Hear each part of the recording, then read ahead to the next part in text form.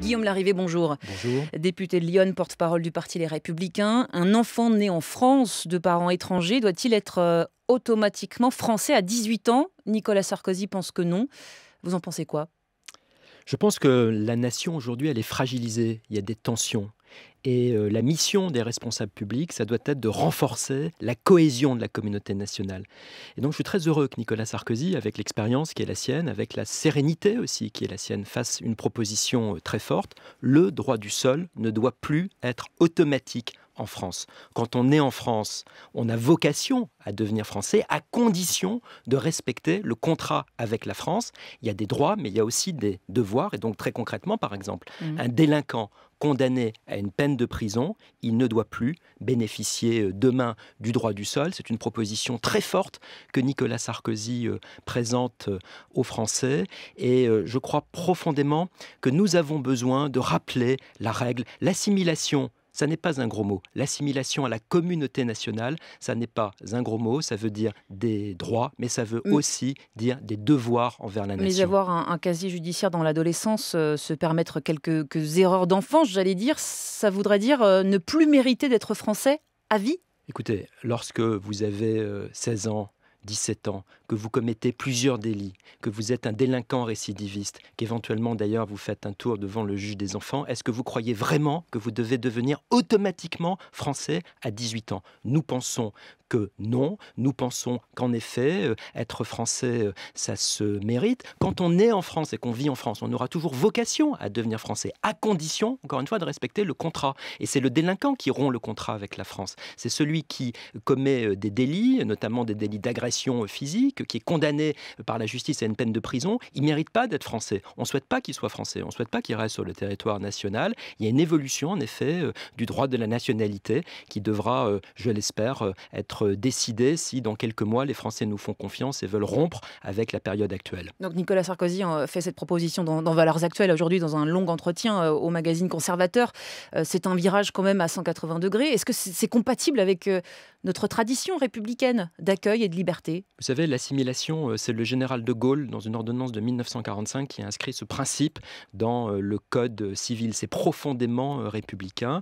Nous sommes républicains, nous sommes patriotes et nous n'avons pas à nous excuser d'être ce que nous sommes. Nous sommes la France et nous entendons le rester. Nous sommes une nation qui est accueillante à une condition, c'est que les personnes qui sont accueillies respectent le contrat avec la France, veulent pleinement devenir françaises, veulent devenir des éléments moteurs de la communauté nationale. Et nous ne voulons pas que des délinquants, et notamment des délinquants récidivistes violents, acquièrent automatiquement la nationalité française. Nicolas Sarkozy le dit ce matin. Ça prouve quand même une chose, c'est qu'il est en train de chasser sur les terres du Front National, avant de se déclarer officiellement candidat à la primaire. Ça, c'est une lecture qui est une lecture politicienne. Le vrai sujet, c'est le sujet de fond. Aujourd'hui, la nation, elle est traversée d'un grand nombre de tension. Et notre responsabilité, c'est avec beaucoup de sérénité, beaucoup de sérieux, beaucoup de détermination aussi. On a besoin de remettre de l'autorité et remettre des repères.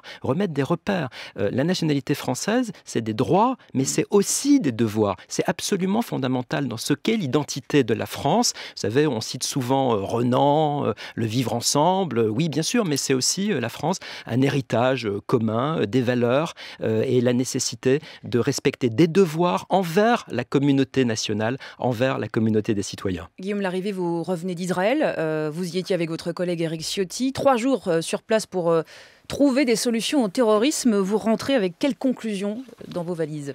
Dans l'équipe de Nicolas Sarkozy, nous avons effectivement une préoccupation majeure, c'est la sécurité des Français. C'est pour ça qu'avec Éric Ciotti, on s'est rendu à Tel Aviv et à Jérusalem. La situation est différente. Nous ne sommes pas dans la même situation qu'Israël pour des raisons historiques, géographiques, géopolitiques aussi. Il y a évidemment la douleur et la complexité de la question palestinienne. Ça n'est pas la situation française. Mais d'un point de vue opérationnel, ce qu'on a constaté, c'est que les Israéliens, l'État israélien, protège ses citoyens. Il faut que vous sachiez qu'en 15 15 ans, il y a eu une division par 15 du nombre de victimes. Il y avait eu 450 morts en 2002, 30 morts l'année dernière, c'est déjà trop, mais c'est 15 fois moins. Et il y a eu en effet un certain nombre d'efforts opérationnels, un service de renseignement intérieur unique, extrêmement organisé, très solide. Donc vous ne voulez pas faire un copier-coller de la situation sécuritaire en Israël, mais vous voulez vous inspirer de quoi et importer en France quelles mesures précises? Il y a au moins rétention administrative. Il y a au moins 3 forces très précises. Un service de renseignement intérieur unique, extrêmement organisé, avec des moyens humains, d'infiltration, une organisation très professionnelle et très solide. Il y a aussi une vraie mobilisation citoyenne, une mobilisation notamment de réserves, de volontaires, un réseau de bénévolat pour l'organisation des secours. Les réserves, qui est les volontaires, c'est ce que met en place le chef de l'État. Ce sont des choses qui auraient dû être faites depuis bien longtemps, sans doute en France. Beaucoup de retard a été pris. Et puis il y a cette question de la rétention administrative. Vous savez qu'on a eu un débat assez vif avec Manuel Valls et Jean-Jacques Urvoas. Je regrette que le gouvernement socialiste refuse de mettre en place cette rétention administrative. Donc c'est mettre en prison des individus avant même qu'ils ne passent à l'acte. Avec Éric Ciotti, nous avons fait une proposition de loi très précise qui consisterait effectivement à enfermer un certain nombre d'individus qui sont déjà connus, qui sont déjà repérés par les services de renseignement, parmi notamment les 11 000 ou 13 000 individus qui sont fichés S. Je vais vous dire une chose très directe, pendant qu'ils sont enfermés dans un centre de rétention, ils ne sont pas dehors. Et naturellement, tout ça avec un certain nombre de garanties judiciaires. Ce que fait à cet égard Israël depuis 1978 est très intéressant, sous un contrôle juridictionnel. Le garde des Sceaux n'est pas du tout d'accord, Jean-Jacques Urvoas. D'ailleurs, vous a répondu sur Twitter. C'est un vrai désaccord avec le ministre de la Justice. De la détention arbitraire, en gros. Il a tort. Lorsqu'on regarde très précisément ce dossier, on constate que la rétention, elle est faite sous le contrôle d'un juge. Vous savez, c'est Menahem Begin, prix Nobel de la paix, qui en 1978 a fait inscrire dans la loi israélienne ce système. Il y a aujourd'hui environ 500 personnes qui font l'objet de cette rétention. Encore une fois, ce sont 500 personnes qui, pendant qu'elles sont sous surveillance en centre de rétention, ne sont pas dehors. J'ai la conviction que dans le cadre de l'état de droit, dans le cadre du respect aussi de nos principes, on peut parfaitement augmenter le degré de sécurité des Français en ayant recours à cette mesure de rétention. Donc vous restez convaincu qu'il faut s'inspirer du modèle israélien en France. Merci beaucoup. Merci à vous. Guillaume Larrivé, invité politique du 6-9, député de Lyon, porte-parole du parti Les Républicains.